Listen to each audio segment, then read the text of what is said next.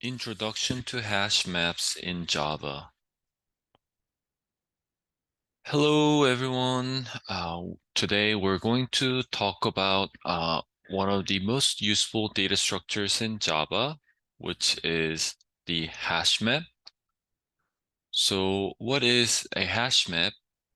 A hash map stores data as key value pairs and is part of the Java collections framework. Hash maps are unique in that they allow for fast access to data based on keys, and they don't maintain any order among its elements. How hash map works. So let's talk about how hash maps manage to provide fast access. So at the core of this functionality, there is a concept called hashing. When you don't need to know this in great detail, but just to give you an overview, when you insert a key into a hash map, what Java does is Java uses this hash code method to create a hash code. Then this determines where the key value pair is stored. It is important that keys have a consistent and collision-resistant hash code. So the equals method is also something that you want to know, because this method ensures that keys are unique by comparing them in detail when hash codes collide. Creating a hash map. So creating a hash map in Java is straightforward.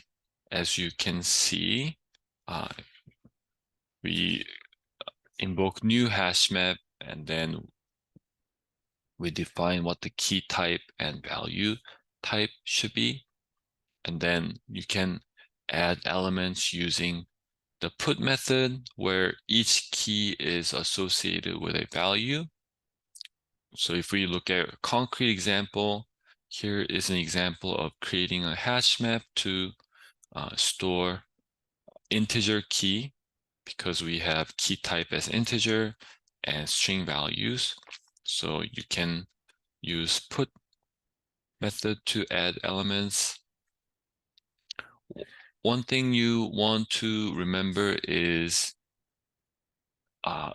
if you put a new entry with an existing key, the old value will be replaced with the new one. So this ability to update values makes hash maps incredibly versatile. Basic operations in hash map. So hash maps provide several essential operations. The put method adds or updates key value pairs. You saw this from previous slide. And the get method retrieves the value associated with a specific key. And you might be wondering what happens if you try to put a key that doesn't exist.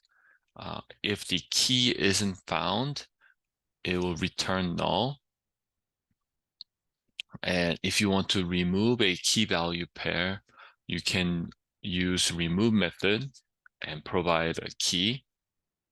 And it's also important to note that hash maps allow one null key and multiple null values.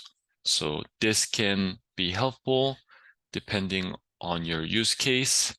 If you want to know more about different kinds of operations, or have more detailed look on each operation, feel free to take a look at Java hash map reference. Iterating over a hash map. So in order to iterate over a hash map, you have several options. You can iterate over key, the values, or the key value pairs. When key value pairs are represented as entries. So here are examples of how you might use loops to access these different views. This flexibility in iteration method allows you to choose the most suitable approach based on what data you need to process. So here, if you're only iterating over keys, you can call key set method and then iterate over. If you're iterating over values, you call values method. And if you're iterating over key value pairs, you'll call entry set.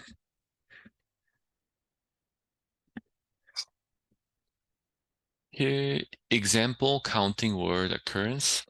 Here's an example with a practical example.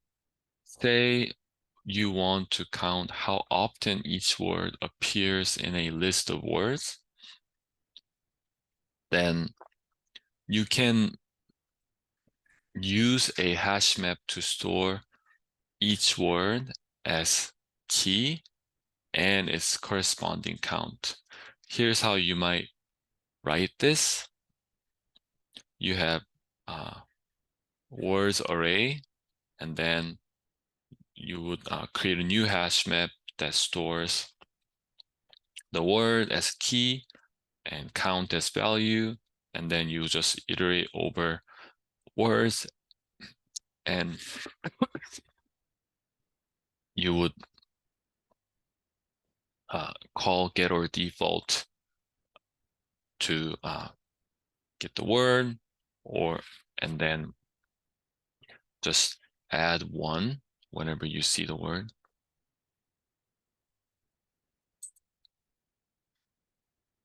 Synchronizing a hash map. So we've looked at some examples for hash map, and we know hash maps are powerful. One thing to know is that hash maps are not synchronized. What we mean by not synchronized is that they are not suitable for use in multiple thread environments where both reading and writing occur. However, you can wrap a hash map with collections synchronized map to synchronize it. And this is an example of calling synchronized map on a new hash map. And you can add value and access the synchronized map. So by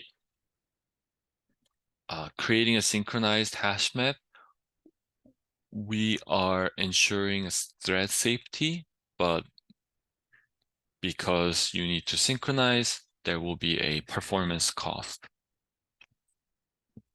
Comparisons with other maps. So hash maps are just one type of map. Others include hash table, linked hash map, tree map.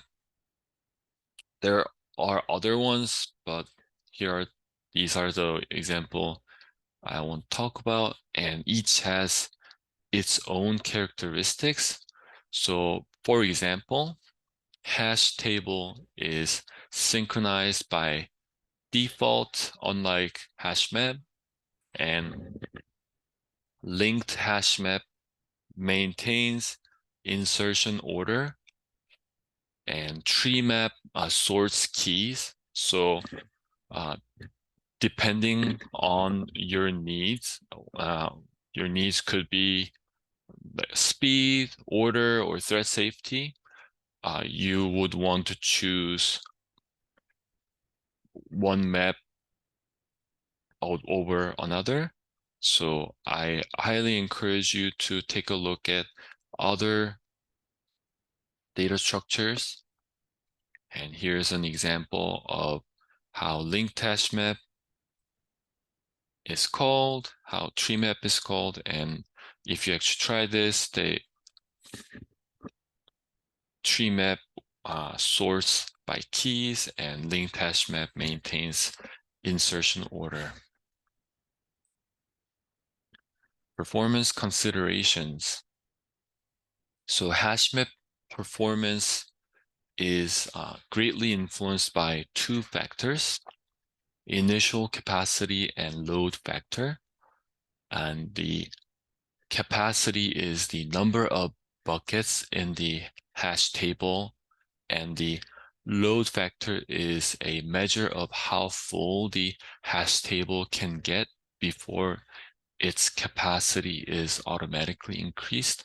So if you have a good idea on what's the capacity of the hash map is going to be, you can set these parameters to optimize performance, especially when dealing with large data sets.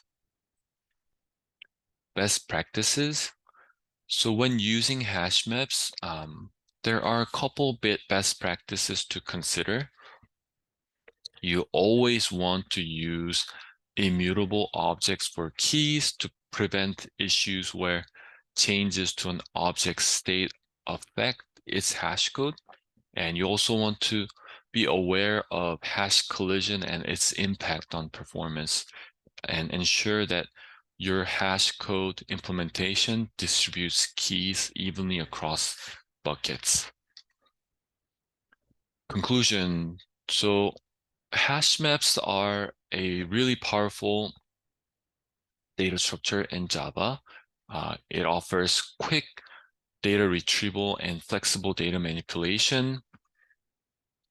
So definitely remember the key points we covered in this lecture, from basic operations and user scenarios to performance tuning and best practices. If you want to know more, I highly encourage you to take a look at Java references. Thank you, everyone.